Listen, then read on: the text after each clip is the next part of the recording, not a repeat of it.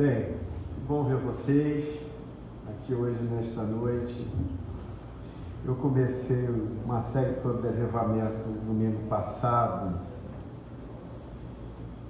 e eu tive a sensação que muitos de vocês não voltariam, eu não sei porquê.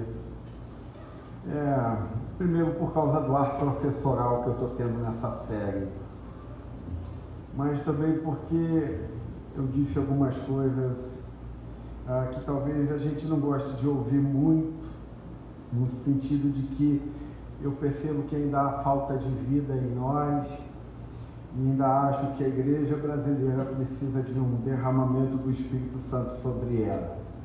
Vou continuar falando mais um pouco sobre isso, mas antes de começar a falar, eu quero falar a você sobre o relógio de oração.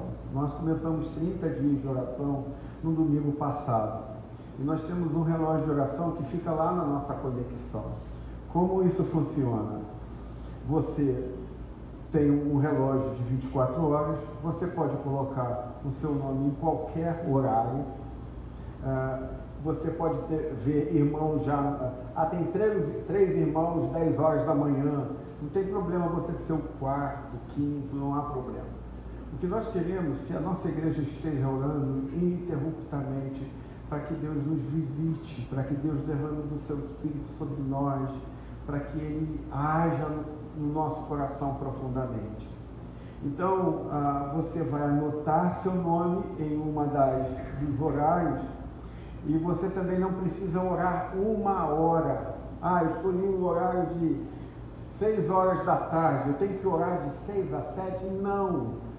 Você precisa escolher, dentro desse horário, um tempo que você ore por meio do guia que nós enviamos pelo nosso WhatsApp.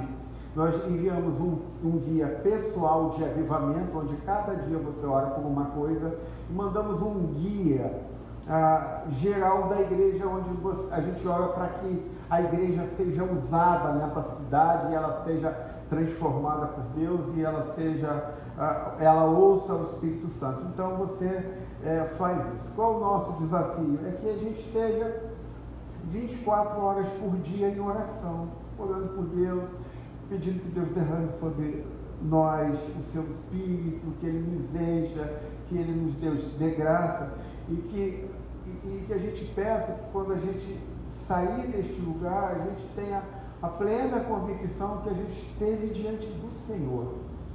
Não diante do pastor Cláudio, do pastor Alessandro, qualquer pastor. Pastor Tiago hoje não pode vir, o pastor Paulo está em São José dos Campos trabalhando duro. Simplesmente que essa igreja esteja completamente sendo visitada pelo Senhor. Então, este relógio vai voltar para a conexão lá no final do culto, né?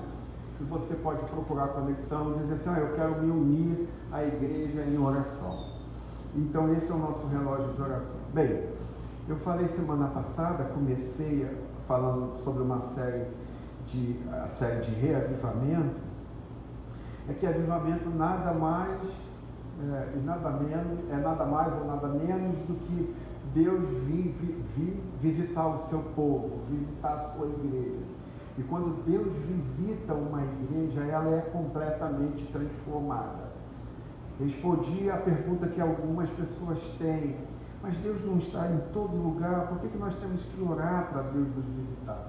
Mostrei, por exemplo, que em toda a Bíblia nós tivemos episódios de quando Deus visitava certas pessoas. Essas pessoas eram transformadas, mesmo elas já andando com Deus por muito tempo. Por exemplo, falei da Sara, a esposa de Abraão, que não era fértil, ela não poderia ter filhos. E de repente Deus a visita, e quando Deus a visita, algo que ela não poderia ter em sua vida, simplesmente ela pode dar luz, ela pode ter filhos, ela pode gerar um filho. Isto é, quando Deus visita, algo profundamente incrível acontece. E essa visitação sempre gera em crescimento e em fruto. Por exemplo, eu falei para vocês que, às vezes, alguns de vocês aqui precisam de uma visitação de Deus. como eu. Algumas coisas na nossa vida que por algum tempo ela não cresce, não é frutível, não se desenvolve. E nós então precisamos para que Deus nos visite, e quando Ele nos visitar, isso que está parado e travado, simplesmente de uma hora para outra, bum! E você chega em casa e começa a perceber que aquilo que estava parado, enterrado, que não andava, simplesmente de uma hora para outra, começou a acontecer. Eu digo que a igreja também é assim. A visitação de Deus faz que a igreja se torne frutífera como ela jamais imaginou. Então é sobre isso que eu falei semana passada, mas eu queria, antes de começar o de hoje, para falar sobre a segunda parte do avivamento, ainda estou na parte introdutória, é convidar vocês a orar por um momento só. Todas as vezes na Bíblia, quando Deus ia visitar o seu povo, ou na maioria das vezes, Ele mandava o seu povo se preparar para essa visita e para tirar todos os obstáculos em suas vidas que impediam essa visita. Por exemplo, a Bíblia diz que a obra do Espírito Santo é nos mostrar Cristo de forma real e poderosa nas nossas vidas. Mas há duas coisas que podem acontecer conosco com relação ao Espírito Santo que pode impedir a ação do Espírito Santo na nossa vida. É quando, diz o apóstolo Paulo no Novo Testamento, quando nós entristecemos o Espírito Santo. Nós podemos entristecer o Espírito Santo de duas maneiras, ativamente e passivamente. Ativamente é quando você está em pecado, neste exato momento.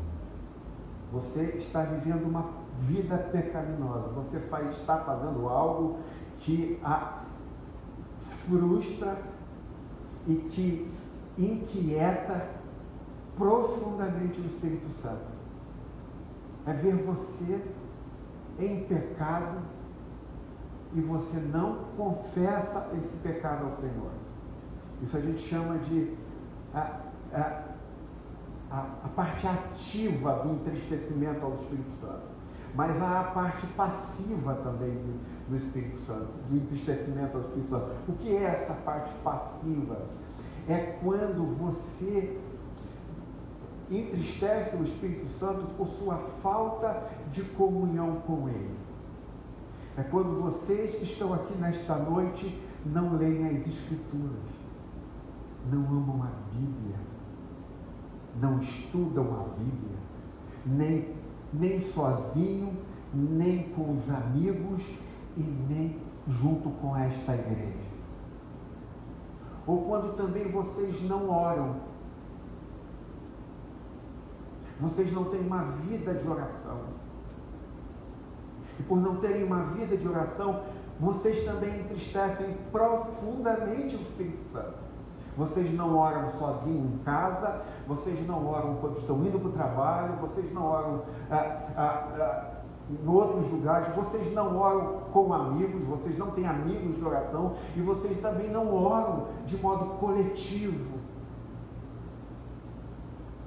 Então a Bíblia diz que esses são impedimentos que nós precisamos nos livrar, como diz Hebreus, que nós nos livremos de tudo que nos assedia.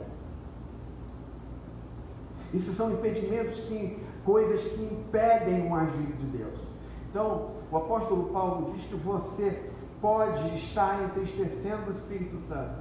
E uma das coisas que o Espírito Santo quer conosco, ele está plenamente desejoso de se derramar sobre você. Ele quer se derramar sobre a sua vida, ele quer te aconselhar, ele quer te dirigir, ele quer te mostrar Cristo, ele quer te dizer qual é o propósito dele na sua vida, ele quer dizer para você o que está acontecendo com a sua vida hoje. Mas por que você não está ouvindo a sua voz? Normalmente, quando nós não estamos ouvindo a voz do Espírito Santo, é porque nós temos entristecido o Espírito Santo. Então nós não mais ouvimos a sua voz. Talvez alguns de nós perguntemos: por que eu não ouço a voz do Espírito Santo? O apóstolo Paulo vai dizer: porque a sua vida tem entristecido a ele. Então eu queria tirar esse tempo agora para que a gente incline a nossa cabeça e a gente possa confessar nossos pecados diante do Senhor e dizer para o Espírito Santo: eu não quero entristecer, eu não quero que minha vida entristeça, eu não quero pecar contra o teu Espírito nem ativamente nem passivamente. Por favor, não fique com algum pecado de tiracolo na sua vida. Por favor, entregue ao Senhor nesta noite. Isso é uma das marcas do avivamento.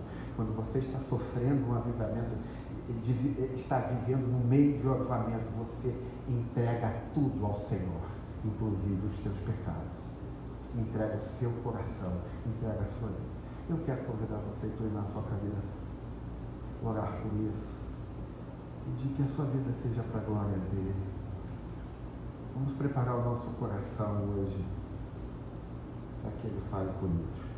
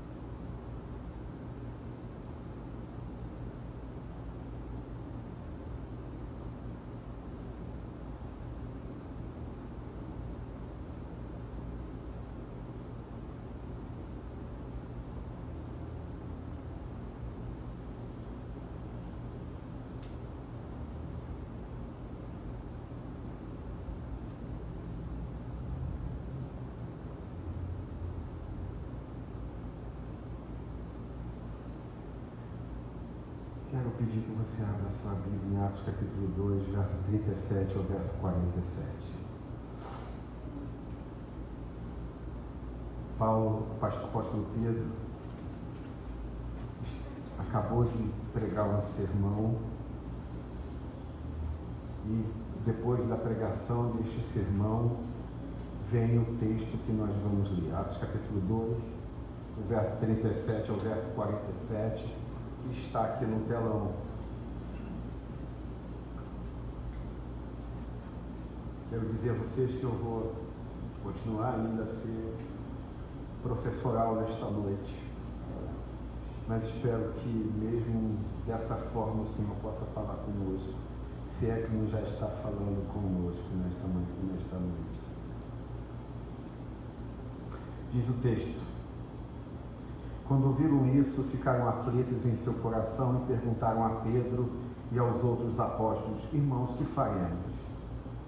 Pedro respondeu: arrependam-se e cada um de vocês seja batizado em nome de Jesus Cristo para perdão dos seus pecados e recebam o dom do Espírito Santo. Pois a promessa é para vocês, para os seus filhos e para todos os que estão longe, para todos quantos o Senhor nosso Deus os chamar. Verso 40. Com muitas outras palavras os advertia e insistia com eles: salvem-se desta geração corrompida. Os que aceitaram a mensagem foram batizados, e naquele dia houve um acréscimo de cerca de 3.000 pessoas. Eles se dedicavam ao ensino dos apóstolos e à comunhão, ao partir do pão e às orações.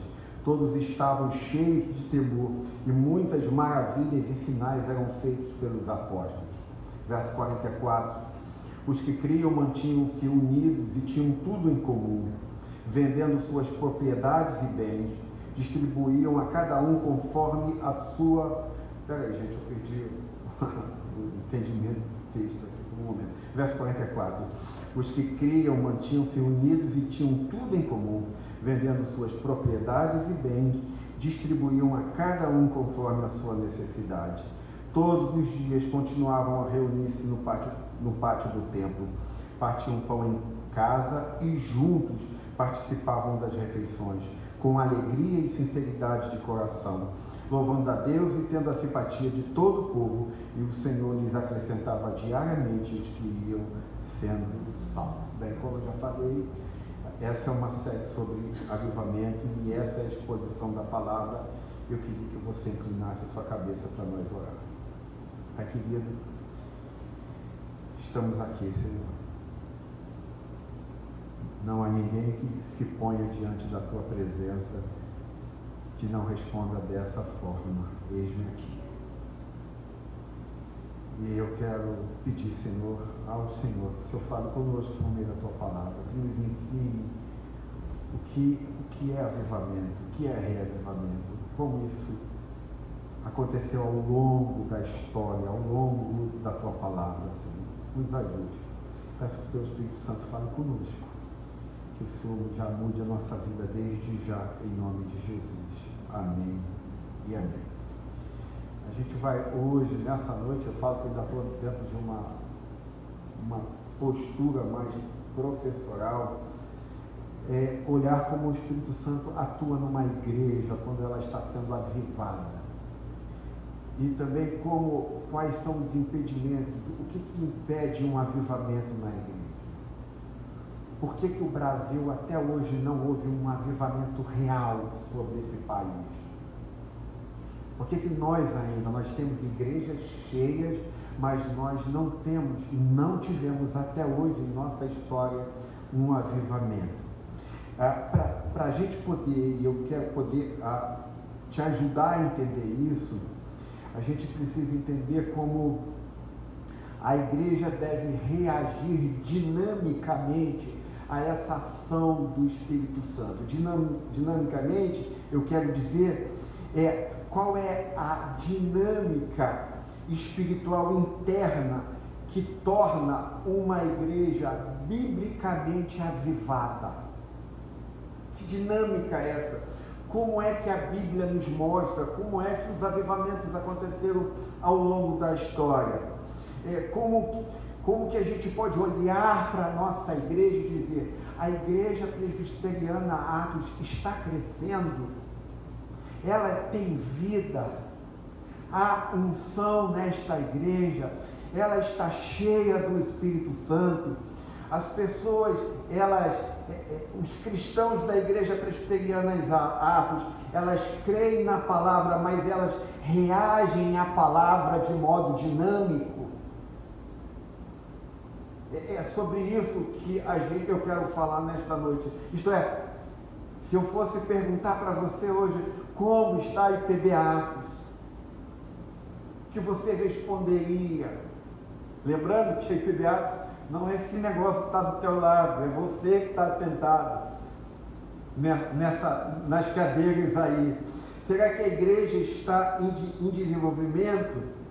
Eu não sei se já aconteceu isso com você, mas você já entrou em alguma igreja em que houve adoração, o pastor pregou biblicamente, tudo foi feito certinho, e você sai da igreja com uma sensação seguinte: há algo de errado com aquela igreja que eu não consegui identificar.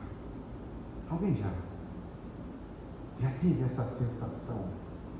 Tem algo errado na igreja.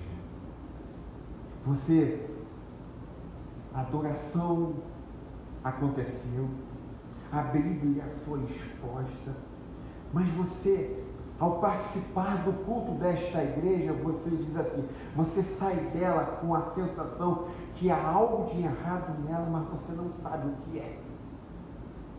Mas tem algo que pesou o seu coração.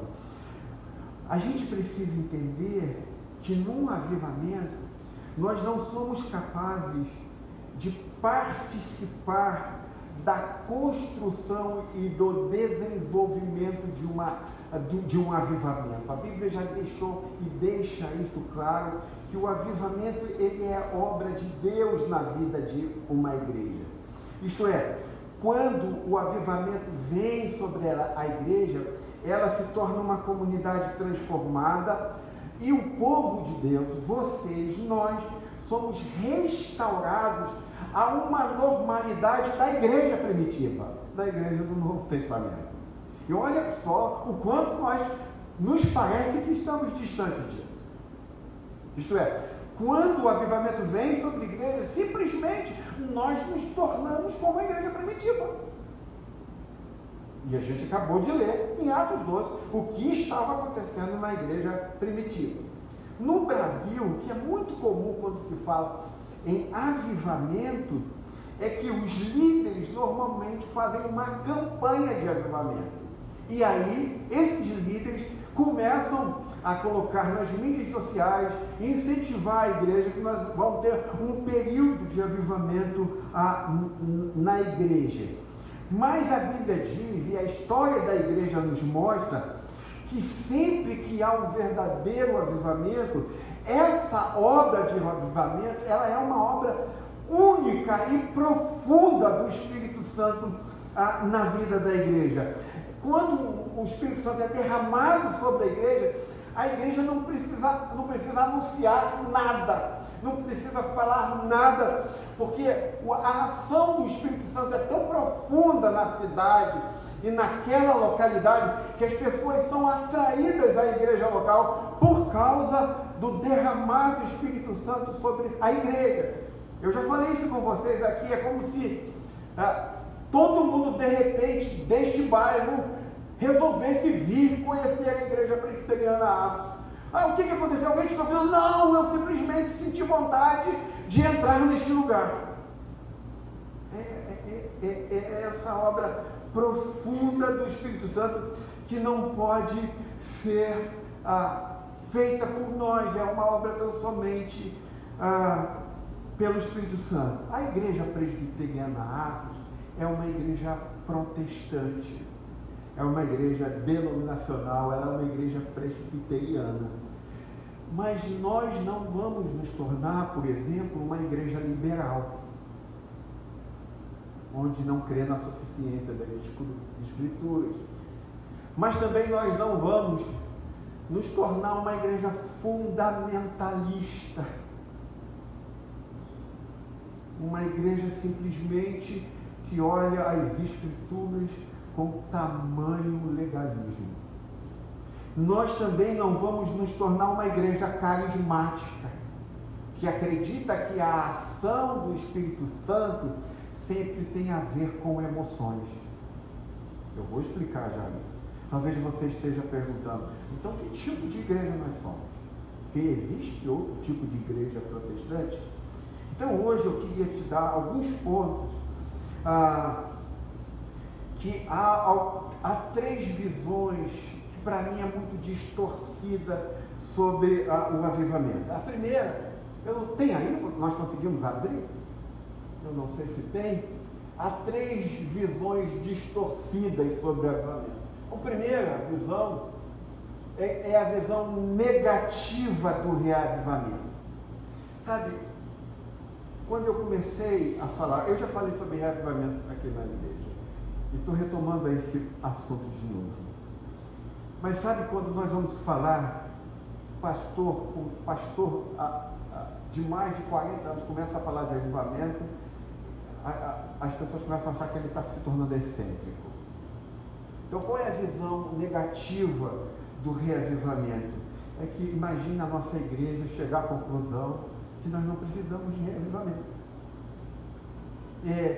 Simplesmente o nosso conselho se reunir e falar assim, pastor Cláudio, nós não precisamos de uma visitação da presença de Deus. Olha quantas pessoas tem no culto. Olha quanta gente tem na igreja no domingo à noite. Nós não estamos precisando da visitação de Deus, porque Deus já está visitando. E aí o conselho chega para mim, eu acho que você está querendo mover a igreja emocionalmente para alguma coisa. Essa é a visão negativa do reavivamento. É quando uma igreja acha que não precisa de reavivamento, porque está tudo bem.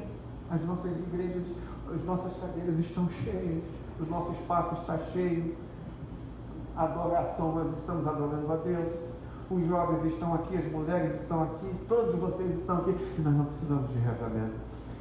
Essa é uma das coisas que a gente precisa tomar cuidado, a gente tem uma visão negativa do reavivamento, do avivamento. A segunda é uma visão fundamentalista ou metodológica do avivamento. Isto é quando a gente começar a acreditar que avivamento é a gente fazer o evangelismo na cidade e pronto, e começar a chamar as pessoas para chegarem na igreja, e a gente vai chamar as pessoas, aí a gente vai chegar para a equipe de música aqui, precisamos de música que toque na pele das pessoas, no coração das pessoas. Eu preciso que eles fiquem emocionados, eu preciso que eles fiquem quebrantados. Então queremos preparar esse culto para que quando nós formos evangelizar, quando nós formos trazer nossos amigos, então a gente vai preparar essa banda de música, nós vamos fazer um ótimo café lá fora, nós vamos pegar a nossa equipe, nós vamos envolver cada um, nós vamos orar pelas pessoas, e simplesmente nós achamos que isso é avivamento.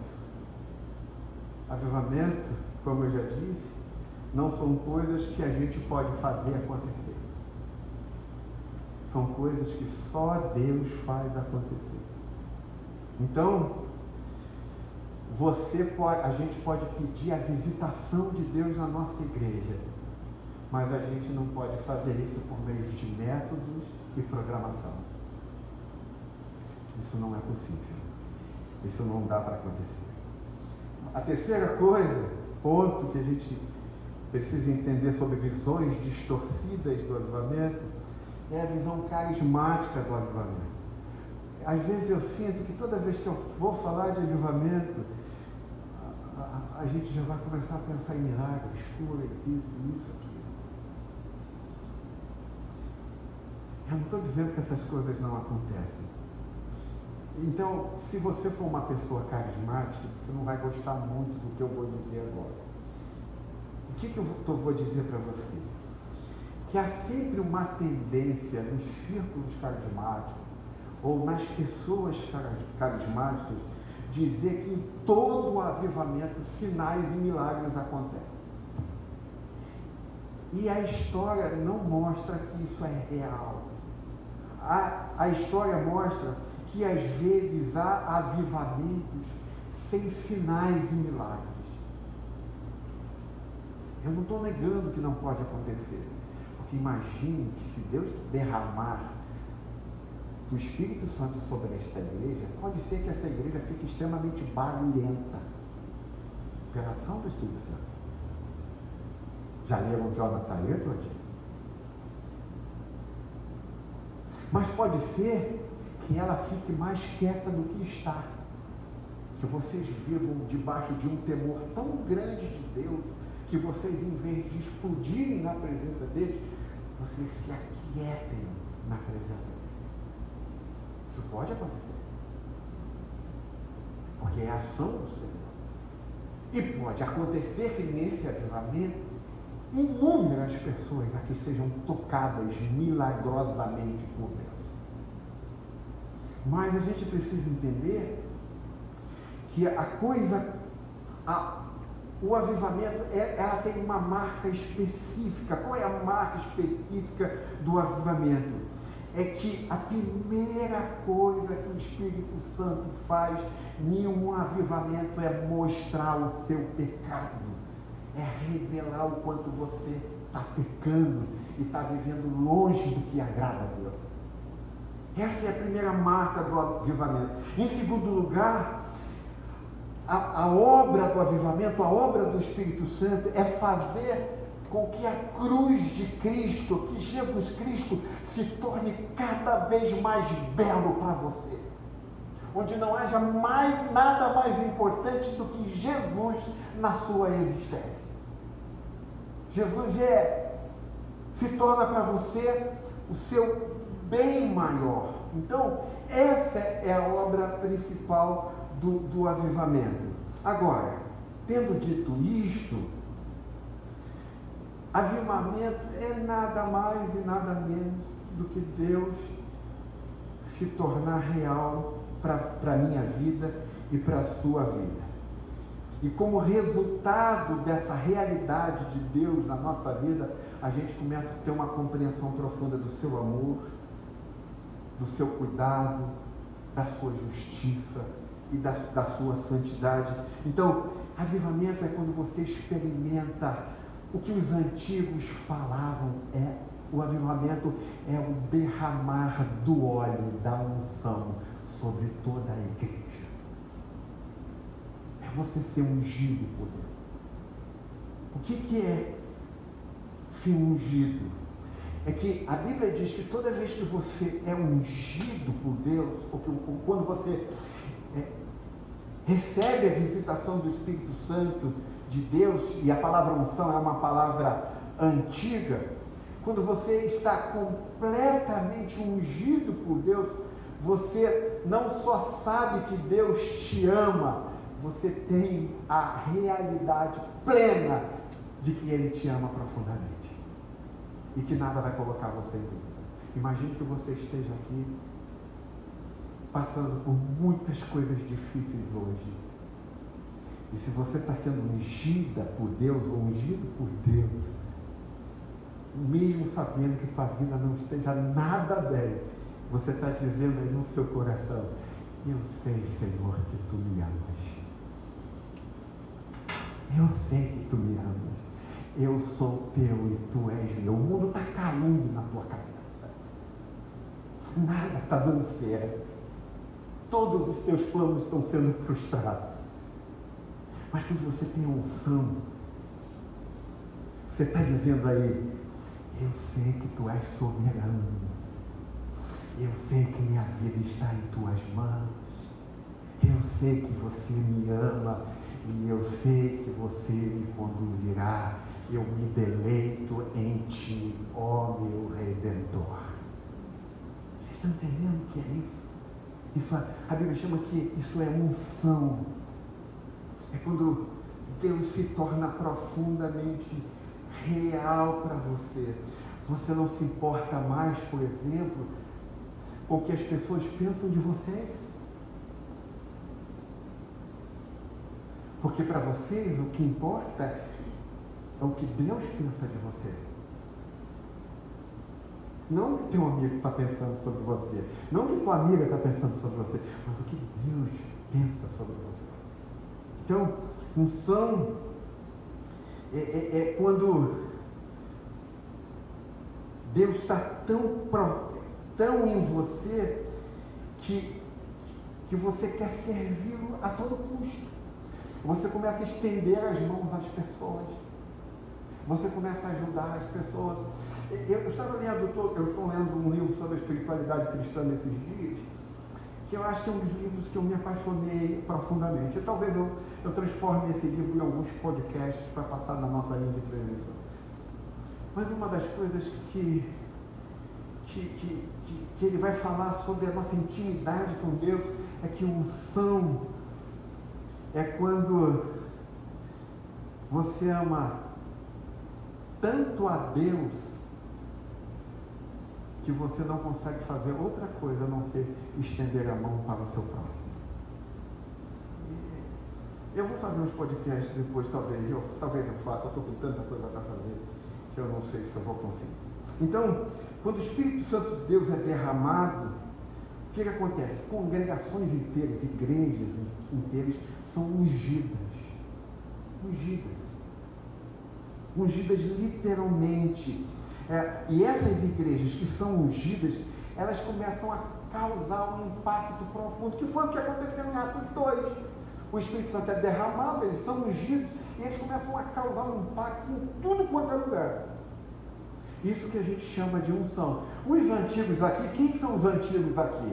Quem já viveu muito dentro da vida cristã e sempre viveu sobre ouviu falar muito de unção? Unção é isso. E aí, eu lembro que quando eu era seminarista, e a gente estudava muito, seminarista acha que sabe a Bíblia mais do que qualquer pessoa, né? Aí eu lembro que as irmãs mais velhinhas falavam assim comigo: olha, você está sem unção. Era bom esses tocos, porque as irmãs sabem quando a gente está na escrita da lei, quando a gente não tem vida. Aí a gente fala assim: você está sem unção. Não era sem unção, está faltando óleo. Não era assim, gente? Está faltando óleo. E talvez o que esteja faltando nesta igreja, em nós, é óleo mesmo. Está faltando óleo sobre as nossas cabeças.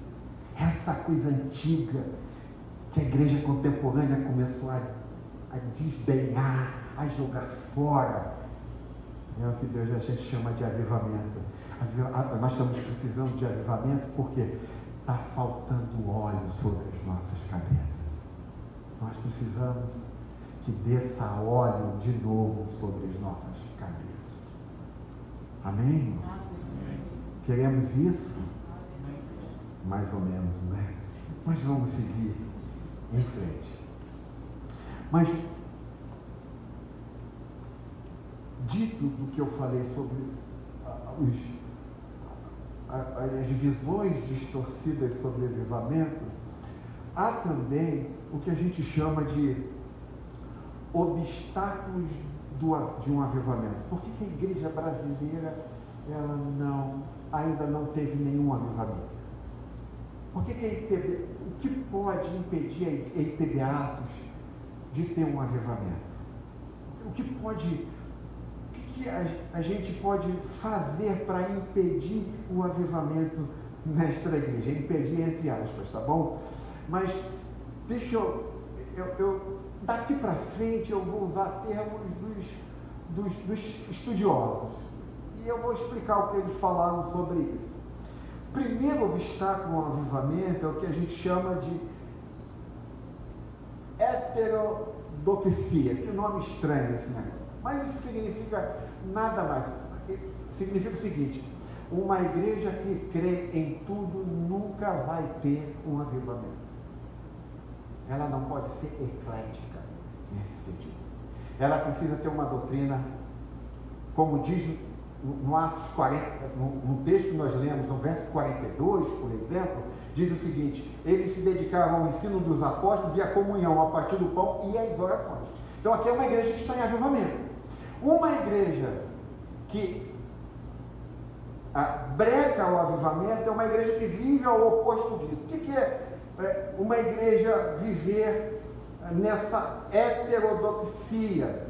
Isto que a Bíblia diz e o que a história nos diz, que uma das razões principais pelas quais o Espírito Santo não desce sobre uma determinada igreja ou sobre um determinado grupo de pessoas como o nosso, é quando eles não se apegam a nenhuma doutrina, eles não se apoiam em nenhuma doutrina bíblica, ou pelo menos nas principais doutrinas bíblicas. Então, uma igreja onde ninguém crê em doutrina, onde não tem seus princípios, que a gente chama de princípios cardinais ou ortodoxos do Evangelho, uma igreja que não tem isso, a Bíblia diz que o Espírito Santo dificilmente visita. Isso é um impedimento para a visitação do Espírito Santo. Então, a heterodoxia é quando uma igreja tem crentes que não se interessam por doutrinas, que não têm princípios bíblicos profundos. O que é ortodoxia? Ortodoxia significa doutrina reta. Nós, presbiterianos, temos isso muito forte em nós. Nós temos uma confissão de fé. Nós temos a confissão de Westminster. Nós temos o que a gente chama de doutrina reta. Heterodoxia já significa que uma igreja escolhe o que quiser para crer. Então, agora, o que a gente precisa tomar cuidado com isso? é que uma das coisas que a gente vê na história dos avivamentos é que Deus não é parcial para derramar o seu Espírito. Então deixa eu explicar isso. Imagino que vocês comecem a pensar que então Deus vai derramar o Espírito Santo sobre a igreja presbiteriana Atos, porque nós somos muito bíblicos. Mas não é assim que funciona. Não é assim que Deus age, não é assim que o Espírito Santo age. Sabe por quê, gente? Quando o pecado está no nosso meio, que temos uma teologia boa, bíblica, não há nada pior do que isso para nós. E não há nada tão desafiador do que uma igreja, e incrivelmente que o Espírito Santo pode fazer, de uma igreja que não tem uma teologia tão certinha, mas que os cristãos lá estão desejando e querendo viver para a glória de Deus sempre. Querendo viver em santidade, querendo viver na presença de Deus, perdoando uns aos outros. Então a nossa teologia pode vir contra nós. Quando nós nos gabamos dela, mas nós não vivemos dela. Enquanto uma igreja, por exemplo, de uma outra região, onde tem as doutrinas básicas, eu estou falando que a obra do Espírito Santo é para aquelas igrejas que têm doutrinas básicas coerentes. Por exemplo, a Assembleia de Deus, Batista, Presbiteriana, Anglicana, Metodista, todas essas igrejas têm a mesma base de fé que a nossa. Mas Deus, por exemplo, pode querer derramar seu Espírito sobre uma outra igreja, que eles têm a mesma base, mas eles não são tão seguros teologicamente, mas aquele povo tem um coração em desejar viver para Deus. Eles têm um coração de desejar sempre responder ao Evangelho. Eu lembro, eu fiz parte de uma comunidade evangélica, a pastora estando comigo desde muito tempo, a Carla, alguns de vocês. E nós não tínhamos uma teologia tão certinha. Nós não tínhamos. Isso era uma realidade. Nós éramos alegóricos, nós pegávamos a Bíblia e tentávamos encontrar o que está por trás daquilo de maneira meio que espiritualizada. Mas tinha uma coisa que acontecia num tempo conosco, de que se alguém tivesse qualquer briguinha com outro irmão, duvido que antes da ceia do Senhor, eles não iam um ao outro pedir perdão e chorar junto. Entende? A gente não tinha uma teologia certinha. Nós tínhamos as bases. Mas quando naquela igreja a gente sabia que um irmão estava com um problema com o outro, aí o irmão chegava: meu irmão, você precisa ir lá pedir perdão a ele, você precisa se restaurar, se reconciliar. Aí daqui a pouco a gente via, na hora da adoração, um irmão saindo do culto, saindo do seu lugar, indo em direção àquela pessoa, e aí dizer: perdoa-me, se eu falei alguma coisa com você, que te ofendi.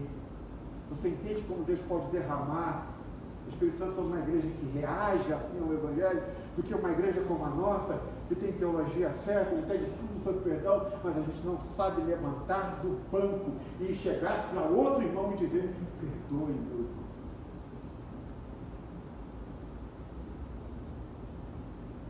A gente chama isso, eu vou falar daqui a pouco, de ortodoxia morta.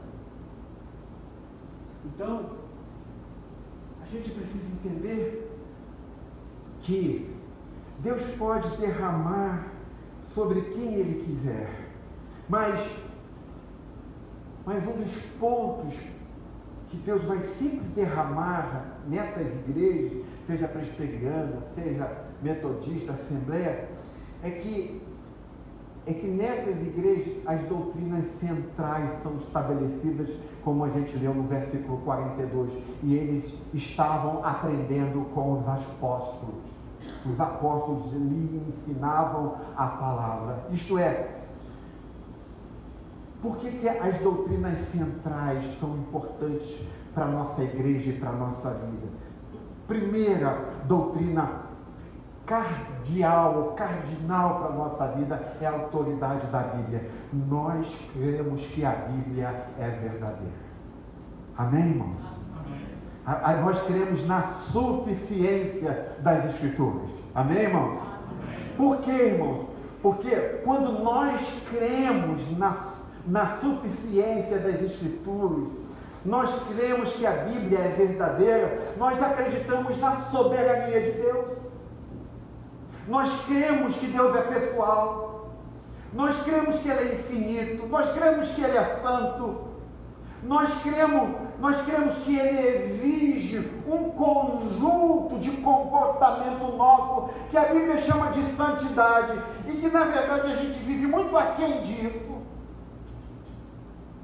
Quando nós cremos na autoridade bíblica, nós cremos não só que a Bíblia é verdadeira, mas essa autoridade bíblica nos mostra que Jesus Cristo, Ele não é apenas um anjo inferior, Ele não é um mito, mas Ele é o Filho de Deus, Ele é a segunda pessoa da Trindade, Ele encarnou, Ele veio à Terra, Ele tornou-se um verdadeiro ser humano, e a Bíblia diz que Ele viveu a vida que a gente não podia viver, e morreu a morte que nós não poderíamos morrer. Ele é o nosso Redentor. Isso é uma verdade central das Escrituras, que Ele pagou pelos nossos pecados, e por causa da vida perfeita dele, nós podemos nos tornar justos. Entende? A autoridade da Bíblia é importante porque não só nós cremos em Jesus Cristo, que a Bíblia é verdadeira, mas nós acreditamos também no Espírito Santo. O Espírito Santo não é um agente químico, ele não é um produto químico. A Bíblia diz que ele é uma pessoa, é a terceira pessoa da Trindade, cujo trabalho e obra do Espírito Santo é mostrar Cristo em nossa vida. É dizer o quanto Cristo é vital, o quanto Ele é único e o quanto Ele é a nossa única esperança. Essa é a obra do Espírito Santo. Mas não só isso. As doutrinas cardinais que nós cremos também na própria fé que exercemos. Porque a Bíblia diz que nós cremos em Deus mediante a fé. Isto é, a Bíblia diz que quando nós colocamos nossa fé em Jesus Cristo, e não mais em nossas obras, e não mais em nossa santidade, e não mais em nosso próprio desempenho, a Bíblia diz que quando nós colocamos a nossa fé tão somente em Jesus Cristo, a Bíblia diz que nós somos chamados de regenerados, que nós somos chamados de nascidos de novo, tão somente pela fé. Por isso que na Reforma Protestante, a gente diz somente pela sola fide. Então, gente, essas são as doutrinas cardinais que a gente chama, prioritárias na vida de uma igreja. E se uma igreja não tiver essas doutrinas ordinárias, nós nunca vamos sofrer avivamento. Nunca, eu vou botar entre aspas aqui. Mas uma igreja nunca pode ser heterodoxa, onde vocês não têm doutrinas centrais no que creem, no que acreditam. Então, por isso, eu creio que a heterodoxia é a principal maneira pela qual as igrejas no nosso país estão evitando o avivamento. Porque a gente tem de tudo no meio da nossa igreja brasileira. Vocês acham que a igreja presbiteriana é certinha? Não é não, meu velho. Às vezes você entra em igrejas presbiterianas que é pior do que as neopentecostais. Porque ela tem se tornado heterodoxa nesse sentido. Tem crido em tudo e acreditado frequentado o culto. 5 minutos, não vai dar tempo para terminar no sermão, mas vamos lá. Como sempre. Uma segunda coisa que uma igreja faz para evitar o avivamento, a gente chama de, a segunda coisa, ortodoxia morta. O verso 44 do texto que nós lemos diz que os cristãos, os que criam, eles se uniam, mantinham-se unidos e eles tinham tudo em comum. E aí diz que no verso 45, eles vendiam as suas propriedades e bens e distribuíam a cada um conforme a sua necessidade. Isto é, eles reagiam ao Evangelho. Por exemplo, imagine que nós estamos falando sobre uma série de avivamento, como no domingo passado. E nós terminamos aqui, eu não sei se você estava aqui domingo à noite, nós tivemos uma adoração no nosso final de culto, foi tão graciosa, tão bondosa. E eu percebi que Deus estava agindo no nosso meio. Mas quando eu fui ver lá o nosso relógio de oração, eu ainda vi que faltavam muitos nomes e que nem o relógio de oração foi preenchido. Isso a gente chama de ortodoxia morta. É quando você se aproveita de um momento, mas você não reage a esse momento. Toda vez que você está diante do Senhor, você devolve a Ele aquilo que Ele te deu. Isso a gente chama de adoração, worship. O que é o worship? Adoração é você ver aquilo que você adora, o quanto ele vale, e então reage ao que ele vale e dá a ele o valor devido. Então, todas as vezes que vocês ouvirem uma pregação aqui, não fazem nada com o que Deus está falando com vocês, vocês se enquadram dentro disso aqui. Ortodoxia morta. E eu me enquadro. O que é uma ortodoxia morta? Isso precisa ser removido do nosso meio. Absurdamente removido. Isso significa que a ortodoxia morta é que nós acreditamos nas doutrinas básicas e bíblicas, mas nós estamos mortos. Isso impede um avivamento. Isto é, a ortodoxia morta é que, embora você acredite no Evangelho, acredite nas Escrituras, embora você possa dizer quem é o Espírito Santo, você possa falar sobre justificação pela fé, você possa falar sobre santidade, você pode falar sobre a doutrina tal, significa que uma ortodoxia morta é que, embora você acredite em todas essas doutrinas, você não tem nenhuma vivência real a partir dessa ortodoxia. Você não vive ela. A gente chama isso de ortodoxia morta. Por exemplo, uma das coisas que nós presbiterianos e reformados adoramos é a justificação pela fé. Adoramos a justificação pela fé. O que é justificação? Justificação significa que no dia em que você crê em Jesus Cristo como teu Salvador, você é feito justo. Completamente justo. Isto é, você é legalmente tratado por Deus como uma pessoa perfeita. Extremamente perfeita. Isso significa que os seus pecados estão perdoados, passado, presente e futuro, e eles são completamente apagados, e você não é mais responsável por nenhum desses pecados mais. Isso é justificação pela fé. A gente adora. Mas o que é uma ortodoxia morta? Faz quando a gente, com a justificação pela fé, que a gente sabe até decorado dizer, ela vai inverter o seu lugar com a santificação.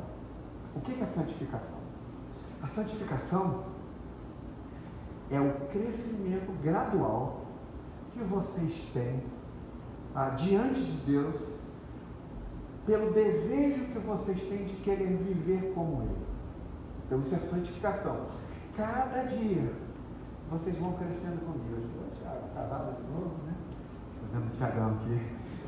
Então, o que é santificação? Já veio a foto do Tiago no casamento, isso até um viking. Uau! Mas deixa eu só interromper isso aqui, né? Não, o Espírito sai, como é que você dá lugar à carne? Aí acontece. A gente dá lugar à carne e acontece essas coisas.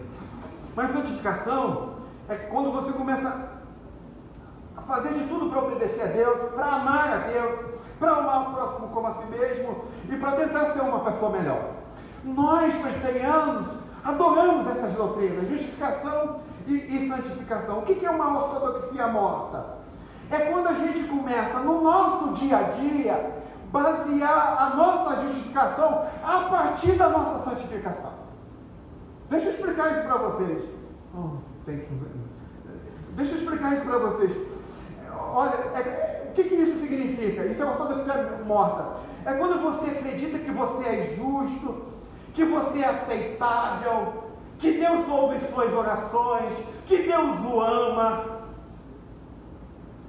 Não pelo que você foi, pelo que aconteceu com Cristo na cruz do Calvário, mas pela vida santa que você está tendo. Isso é ortodoxia morta. O avivamento não vem. É que quando vocês começam a obedecer a Deus, vocês começam a acreditar que é a sua obediência que está fazendo Deus ouvir a sua oração. Isso é ortodoxia morta. É uma igreja presbiteriana com ortodoxia morta. Quando a gente começa a acreditar que nós somos aceitáveis, que Deus ouve as nossas orações, que Deus nos ama, e nós começamos a acreditar nisso por causa da nossa vida santificada que nós estamos tendo. Isso é ortodoxia morta. Isto é, quando essa se torna a nossa base, na nossa posição com Deus, a Bíblia diz que você é um ortodoxo morto. Ortodoxo morto. E igrejas ortodoxas mortas, o que marca uma igreja que tem uma ortodoxia morta? Há muita fofoca dentro dessas igrejas. Há muita calúnia, há muita briga, e o que mais permeia uma igreja de ortodoxia morta é que ela é cheia de pessoas inseguras. Por quê? Porque eles estão baseando sua justificação em sua santificação. Então, todas as vezes que eles cometerem um erro, um pecado, mesmo confessado, eles vão achar que o que está acontecendo com ele e que Deus não está ouvindo as suas orações, porque pecou. Eu não estou dizendo que a gente não deve confessar os nossos pecados. Eu chamei vocês hoje para arrependimento hoje. Isso não é ortodoxia morta. Nós confessamos os nossos pecados, mas nós confiamos sempre, o tempo todo, que nós só estamos aqui porque aquele que é perfeito viveu a vida perfeita em nosso lugar, e é por isso que Deus nos ouve. Entende? Eu não estou dizendo que nós não devemos nos santificar. Então, isso é um impedimento do Evangelho. Por isso que, quando a gente tem uma ortodoxia morta, a gente tem muito legalista na igreja. Não sei se você sabe que é legalista, né? Todo mundo está errado e você está certo. Toda igreja é ruim e a sua é boa. Isso é um legalista. É sempre assim.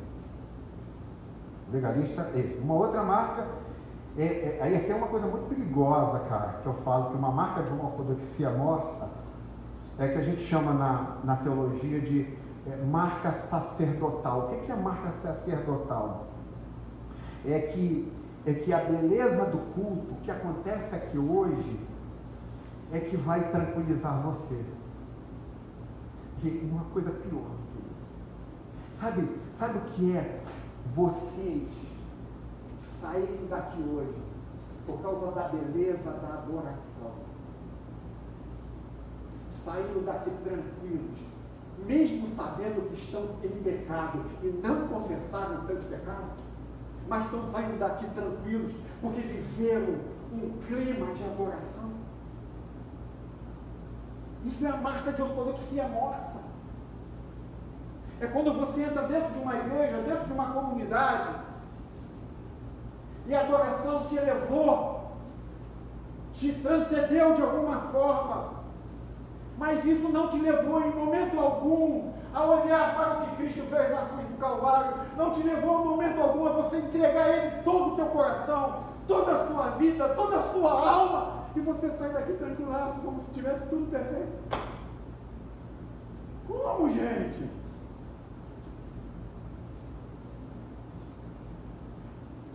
Tudo que você pode.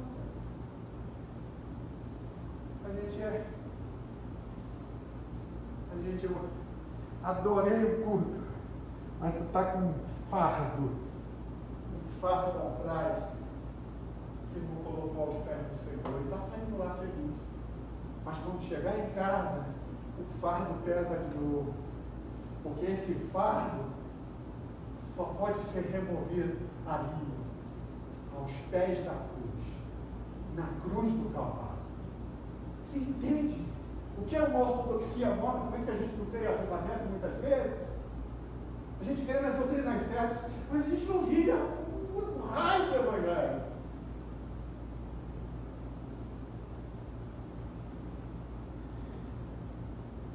Bem, uma terceira marca. Vocês aguentam mais 4 minutos? Que eu acho que não vai dar 4 minutos, mas tá bom 4 minutos. Aguentam 4 minutos? Dá para ser? 4 minutos. Isso impede nada também da ortodoxia morta. Mas também tem uma outra ortodoxia que a gente chama de ortodoxia defeituosa.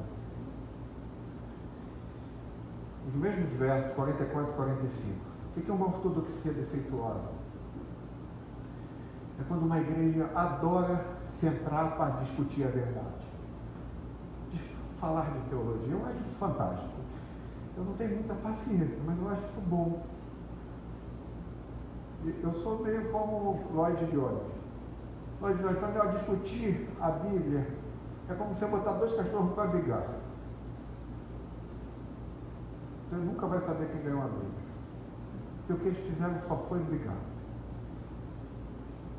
A ortodoxia morta é aquela igreja que ama a verdade e adora discutir a verdade. Então, eu fico imaginando no WhatsApp dos jovens, quando pinta uma teologia aqui, vem aquela discussão. Então, há uma tendência na ortodoxia defeituosa de falar demais sobre o Evangelho, mas não fazer muito sobre ele. Você fala demais sobre o Evangelho, mas não faz quase nada sobre ele. Vocês estão entendendo o que eu estou falando? Você fala demais sobre... Você fala da soberania de Deus, você fala do amor de Deus, mas você não faz nada com relação a isso. Isto é, a Bíblia diz que isso, na maioria das vezes, vai sufocar a obra do Espírito Santo. Isto é, a ortodoxia morta é quando você fala sobre Deus, mas nunca pergunta o que Ele quer na sua vida. Imagine vocês aqui. Eu estava conversando com um grupo de pessoas que eu estava treinando com um determinado assunto da igreja. E eu falei assim, eu gostaria que nós, nesse grupo, nós fizéssemos algumas perguntas. Quanto tempo você tem lido? Imagine que vocês são no meu grupo. Aí eu pergunto para vocês assim, e aí, quanto tempo vocês têm lido a Bíblia? Aí você já olha para mim assim, coisa, que descrição do pastor Cláudio, não está conseguindo ler a Bíblia. Vocês têm orado? Quanto tempo você ora? O Cláudio está metendo demais, né? O que é uma ortodoxia morta? É defeituosa, perdão. É quando você estuda a Bíblia, você ora e você nunca sabe o que Deus quer na sua vida. Você nunca sabe os propósitos de Deus para você, porque Deus não fala com você. Você imagina você ler a Bíblia todos os dias e orar todos os dias, Deus não falar nada com você? Nem com as escrituras abertas. É como se eu chegasse para vocês hoje aqui e perguntasse assim: vem cá, o que Deus está falando com vocês? Ei, Luiz, e aí? Leu a Bíblia ali, Luiz? Orou? Orei, Luiz. E aí, o que Deus falou com você? Aí o Luiz fica olhando assim para mim: Lutero vai dizer que quando nós fazemos essas perguntas a alguns cristãos, é como se fosse um boi diante de um portão novo. Eles olham, está falado do portão. Por quê? Porque a ortodoxia defeituosa sabe muito, adora discutir a verdade e debater a verdade, mas não ouve o que é a verdade. Não sabe o que Deus quer na sua vida. Vocês sabem para que Deus chamou vocês? Deus tem falado dos planos dele para a sua vida. Deus tem, quando você ora a Deus, Ele tem falado para vocês o que é esse momento que vocês estão vivendo, o que Ele vai fazer com vocês. Isso a gente chama de ortodoxia defeituosa. A gente lê a Bíblia, mas a gente não ouve. No avivamento, a gente lê a Bíblia e ouve Deus falar.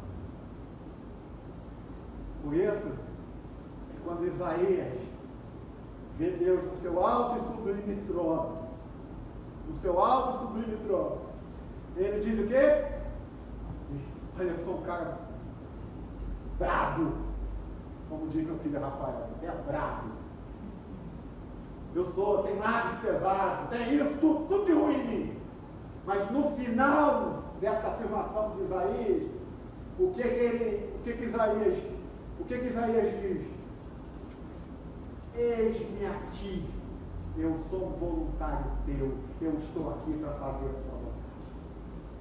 Ortodoxia defeituosa, você nunca vai falar para Deus: eis-me aqui. Nunca. Tudo vai ser sempre difícil para vocês. Para mim. Porque a gente acha que fazer a vontade de Deus é fácil. Hoje eu vi num carro, dirigindo sozinho 4 horas, e perguntando: Deus, o que eu estou fazendo? Por que eu me meti nisso?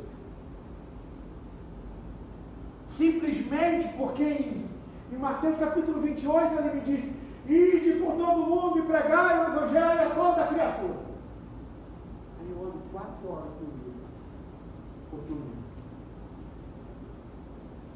Às vezes você pega o evangelho lá e ninguém ouve, e ninguém crê, e ninguém se arrepende. Está lá você todo domingo falando a Deus. Sabe o que é ortodoxia morta? É você não saber o que Deus está falando com você. Você lê a Bíblia e Deus nunca fala. Por último, dentro da ortodoxia morta, deixa aí a ortodoxia defeituosa, eu vou terminar aqui. Eu acho que Deus só quer até aqui. Também já foi bem da conta. Eu quero falar, porque isso aqui é um ponto muito importante: é pecado não mortificado. Isso é uma coisa que impede o agir de Deus, impede sempre entre aspas, tá, gente? O agir de Deus é o pecado não mortificado. O que é o pecado não mortificado? Vocês lembram quando Jonas estava fugindo da presença de Deus? Lembram desse episódio? Ele vai em um lado contrário, e ele vai pegar um barco. O que acontece com o barco? Tem uma grande tempestade. E a Bíblia diz que não foi um vento que veio sobre o barco, mas veio a ira de Deus sobre o barco. A ira de Deus se manifesta sobre uma tripulação inteira. A ira de Deus sobre toda aquela tripulação, a ponto de simplesmente quase afundar o barco. Isto é, o pecado de uma pessoa pode fazer uma família inteira uma igreja inteira afundar.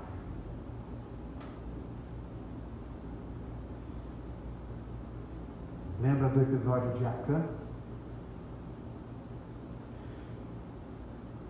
Quando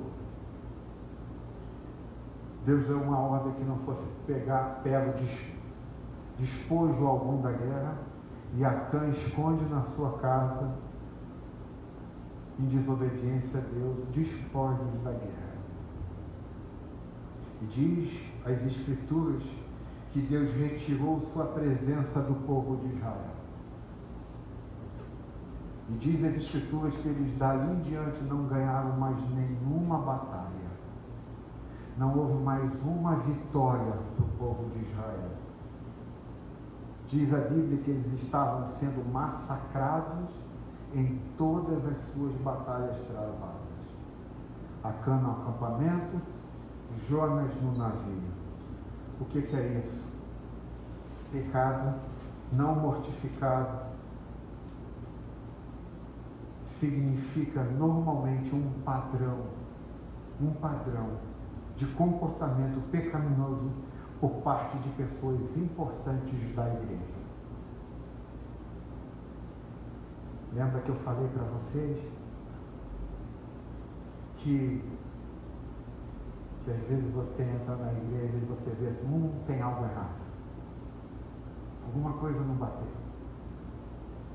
E logo depois você descobre que líderes daquela igreja estavam envolvidos em pecados financeiros, sexuais e etc. Aí você diz, agora entendi. Sabe, gente, pecados não confessados impedem a ação do Espírito Santo no meio da igreja, principalmente por parte dos seus líderes, de toda a sua liderança. Por isso que nós, pastores da nossa igreja, o nosso conselho, os nossos diáconos, os nossos oficiais, eles têm um chamado a viver em santidade, porque nós sabemos que pecados não confessados por parte de uma liderança da igreja faz com que a ira de Deus venha sobre o barco e a ira de Deus venha sobre uma igreja. Qual é a pergunta então para eu terminar? Talvez essa seja a pergunta minha e sua. Sou eu, Senhor?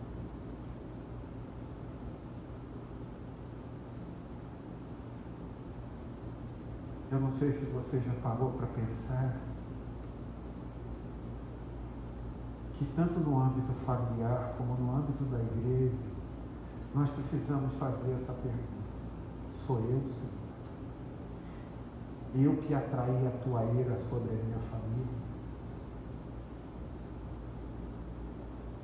Eu que atraí a sua ira sobre a igreja?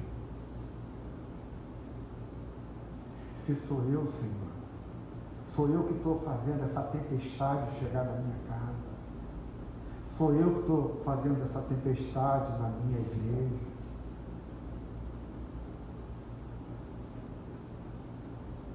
Essa é a pergunta que você deve fazer. Senhor, sou eu?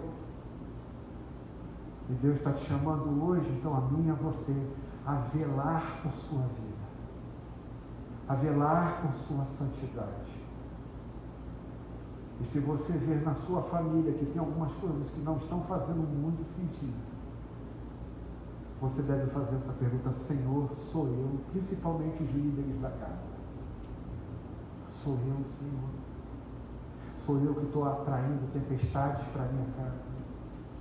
Talvez você esteja aqui, por exemplo, esteja passando por um processo de depressão.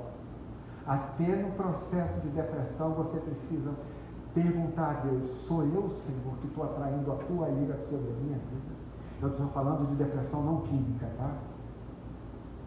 Embora até a química nós temos que sempre dizer: Senhor, isso que eu estou passando tem a ver com os meus pecados diante da tua presença.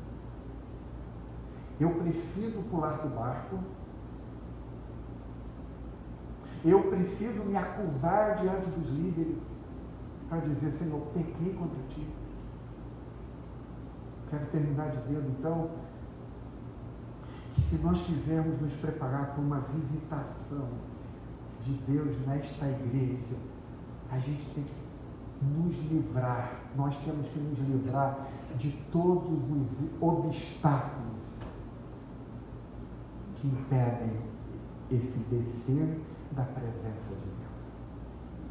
Eu ia falar do último, que é emocionalismo, mas o emocionalismo é uma coisa básica. Isto é, o pastor sempre tem emoção quando vai a avivamento, às vezes sim, às vezes não. Aí vocês podem ficar tão cheios do Espírito Santo que vocês vão fazer coisas que nunca fizeram. Ou então vão ficar mais diferentes do que já são. As emoções agem no avivamento? Agem, mas nem sempre da maneira que a gente espera. Então, mas eu quero terminar, quero convidar os músicos para vir para cá, os nossos líderes aqui, e terminar aqui. Eu queria convidar você que a gente possa se livrar dos nossos obstáculos, que eu descrevi para vocês nesta noite, que está contido em Atos capítulo 2. Semana que vem eu vou falar sobre avivamento por meio da palavra, quando o avivamento acontece a partir da verdade pregada, das Escrituras Sagradas. Mas eu quero terminar nesta noite, porque é nisso que o Espírito Santo está atendo o meu coração. Alguma coisa que você precisa se livrar nesta noite, em resposta ao Evangelho. Há algo que você precisa perguntar ao Senhor. Sou eu, Senhor? Senhor, será que eu tenho uma ortodoxia morta, defeituosa? Será que eu acredito em tudo, eu não tenho uma base na minha vida? Eu quero crer só em Ti. Eu quero ter uma firmeza bíblica. Do que nós precisamos nos livrar como igreja.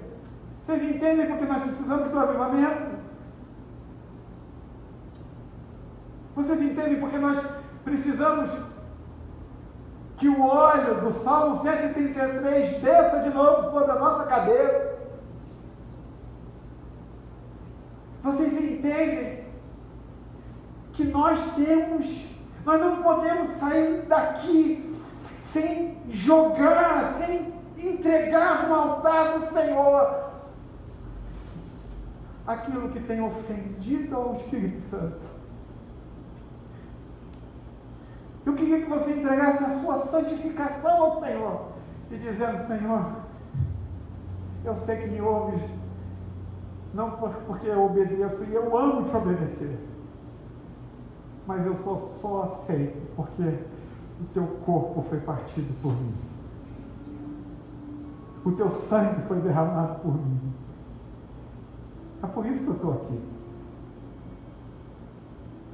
Eu quero me livrar de tudo que me atrapalha. Eu quero me livrar dessa frieza que eu tenho, onde eu leio a tua palavra, mas não entendo nada. Eu leio a tua palavra, mas não ouço a tua voz. Eu oro, mas eu não vejo resposta do Senhor. Eu quero entregar no teu altar tudo que me atrapalha. Eu quero entregar meu coração, eu quero entregar meu pecado, eu quero entregar meu orgulho, eu quero entregar tudo. Porque eu não quero que nem nesta igreja, nem na minha casa, eu atraia a sua ira sobre nós. Eu amo a tua palavra. Eu quero ser mais santo. Eu quero parecer contigo. Mas eu sei que tu nunca me ouvirás por causa disso. Me ouvirás por causa do que teu filho fez na cruz do Calvário por mim. Vamos orar? Inclina a tua cabeça. Derrama seu coração diante do Senhor. Entrega a sua vida diante dele. Entrega seus pecados. Entrega teu coração.